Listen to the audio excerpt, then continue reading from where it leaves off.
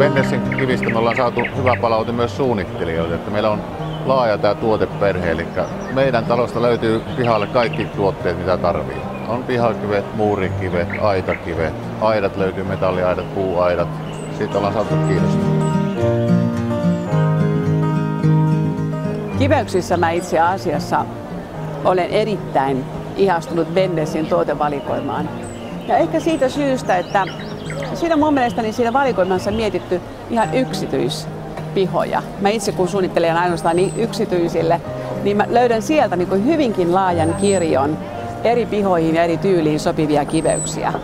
Ja nehän toi ihan ensimmäisenä, ainakin Pohjois-Eurooppaan, semmoiset markkinoille tuon antiikkikiven, eli Labyrinth Antique ja Troja Antiikin. Ihanan pehmeästi ja kauniisti näkyy siinä sen niin kuin värierot vaaleanharmaasta grafitin harmaaseen ja Terramix on myöskin upea yhdistelmä. Ne on niin hienostuneita värejä, että ne näyttää etäältä niin kuin granitin kanssa, menee hyvin luonnonkivien kanssa yhteen. Ne on pehmeitä väreiltään, että ne sopii myöskin meidän valoon ja luontoon. Erittäin kauniisti onnistunut yhdistelmät. Myöskin se tasalaatuisuus on mun mielestä hyvin oleellista.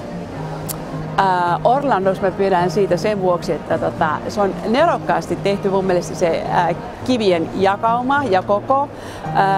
Siitä on helppo löytää vaikka minkä näköisiä ladontayhdistelmiä.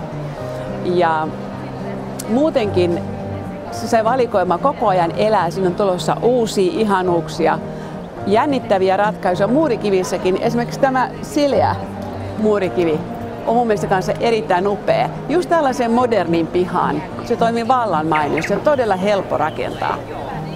Ja ilokseni mä oon huomannut, että heillähän on vähän aikaa sitten perhe laajentunut myöskin katsomaan luonnonkivet ja graniitin. Että tämä kokonaistuotevalikoima on niin laaja, että sieltä löytyy kyllä jokaisen pihaan jotakin. Ihan jopa koristekivet ja muurikivet, porraskivet, sieltä on hyvin laaja valikoima. Mutta jos muureista vielä puhutaan sen verran, kaksipuolinen aita, mikä on lohkottu molemmin puolen, se on yhtä tyylikäs. Sitten on rummutettua, eli laitetaan kivet isoon rumpuun ja ne kolhii toisiaan ja tulee sitten tämmöinen patinapinta niihin kiviin. Tervetuloa vaan tutustumaan meidän tuotteisiin.